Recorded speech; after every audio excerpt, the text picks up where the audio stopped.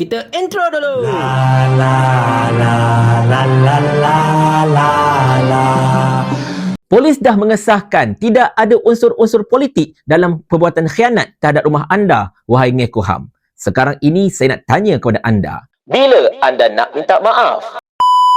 Assalamualaikum warahmatullahi. Pastinya anda masih ingat satu kejadian yang menggemparkan negara baru-baru ini di mana rumah ahli parlimen berruas Ngekuham telah dilontarkan molotov koktail ataupun bom buatan sendiri oleh pihak-pihak yang tidak bertanggungjawab sehingga menyebabkan beberapa kenderaan Ngeh termasuklah sebuah kenderaan buruk yang kata jiran-jirannya telah parking melekat dekat situ tak gerak-gerak lebih daripada setahun mengalami kerosakan yang sangat-sangat teruk. Dan benda ini memang sangat-sangat menggemparkan. Apatah lagi, beberapa hari sebelum kejadian itu, Ngekuham telah mengeluarkan satu kenyataan yang sangat-sangat kontroversial, iaitu beliau telah meminta orang bukan Islam dimasukkan ke dalam jawatankuasa teknikal untuk mengkaji pelaksanaan undang-undang syariah dekat DUN setiap negeri. Konon-kononnya untuk melihat apakah pandangan orang bukan Islam itu terhadap pelaksanaan satu-satu undang-undang syariah.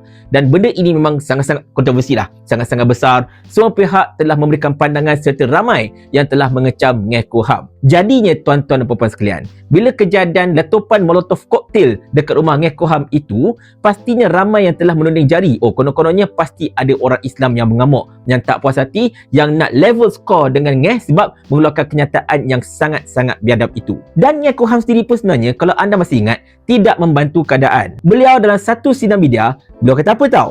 Beliau memaafkan perbuatan orang itu, tetapi menyalahkan antara lain Perikatan Nasional dan juga PAS sebagai pihak yang dikatakan mengapi-apikan sentimen sehingga menyebabkan perkara itu terjadi. Itu yang telah disebutkan oleh Ngeh dalam sidang media beliau. Dan benda ini memang sangat-sangat kurang ajar lah. Ramai pihak yang tak puas hati, apa tiba-tiba guna salahkan PN pula? Dan of course lah, anak-anak papa, geng-geng RBA dan sebagainya, mereka akan melambung lah benda ini. Mereka akan kata PAS itu ekstremis lah. Sampai ada satu page troll yang pro pada Pakatan Harapan keluarkan artikel lama mengaitkan PAS dengan Al-Ma'unah. Macam-macam lagi. Kiranya tuan-tuan sekalian, memang benda ini digunakan sebagai satu sentimen yang memang bukan sekadar menyentuh 3R lagi dah, tetapi dok rembat habis 3R sampai tunggang terbalik jadinya. Tapi yang peliknya, tak ada pula Ngekuham kena tangkap. Betul tak? So, konyong-konyong tuan-tuan dan puan-puan sekalian, polis telah memaklumkan mereka telah menangkap seorang suspek yang dikatakan terlibat dengan kejadian itu dekat Shah Alam. Suspek berusia 30-an lah lebih kurang dekat Shah Alam ditangkap. Wih, jauh tau Shah Alam dengan Berwas. Main-main. Macam mana pula lah benda jadi kat Berwas, boleh tangkap dekat Shah Alam. Luar biasa polis kita tuan-tuan sekalian. Sangat-sangat luar biasa. Tetapi apakah yang lebih luar biasa berbanding dengan itu?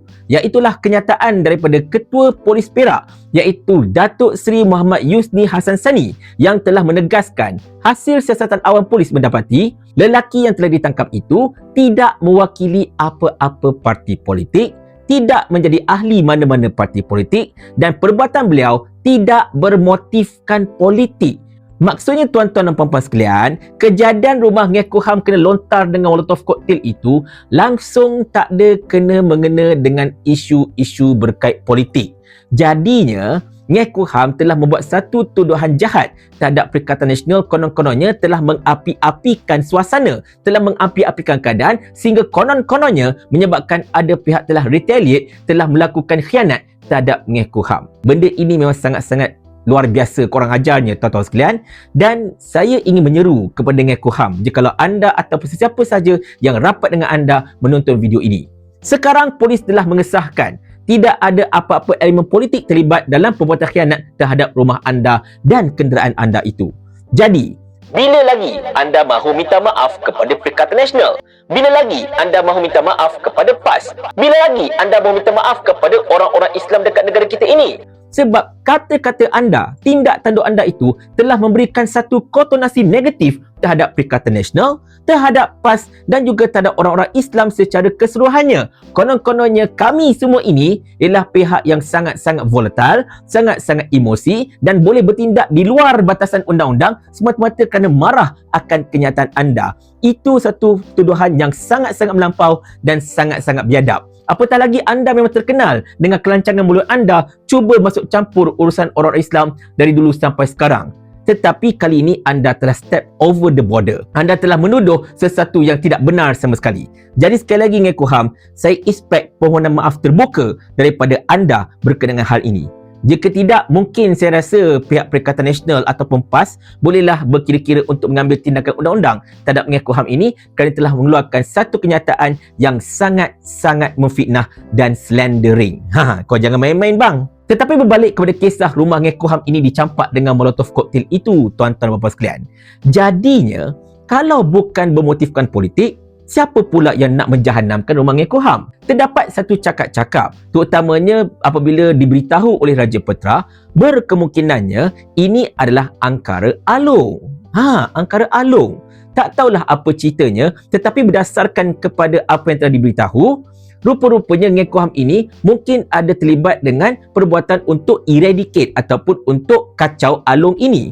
Sebab dikhabarkan orang-orang Cina dekat area Beruas sana kebanyakannya memang banyak yang terperangkap dengan hutang alung. Ialah berkenaan dengan COVID, bisnes tak ada dan sebagainya. Jadi mereka ini resort untuk pinjam dengan alung. Alung ini tuan-tuan sekalian, diorang punya interest gila-gila tau. Dia kira by hari, bukan by tahun.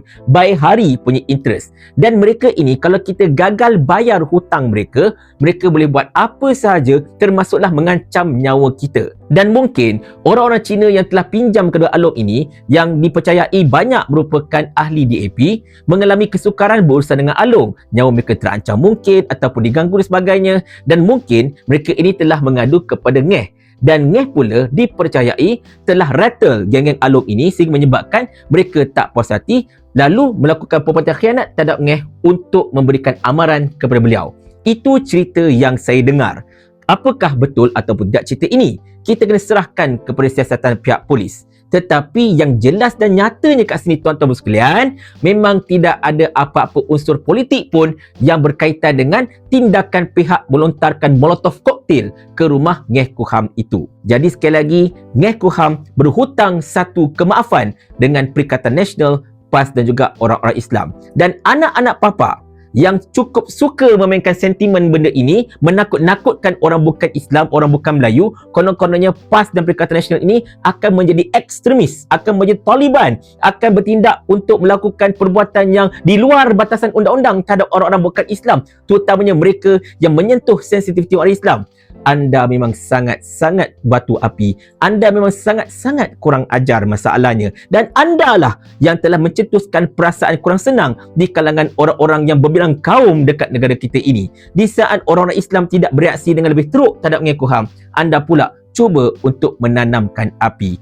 Perangai anda ini memang sangat-sangat tidak boleh diterima. Dan saya minta sangat-sangat, better anda ubah cara anda, bertaubat, ataupun tunggulah satu hari nanti kami semua ini, ramai-ramai orang Melayu, orang Islam di seluruh negara ini serta orang-orang bukan Islam, orang rakyat Malaysia yang cintakan keamanan datang berjumpa dengan anda semua bertanyakan soalan ini satu persatu.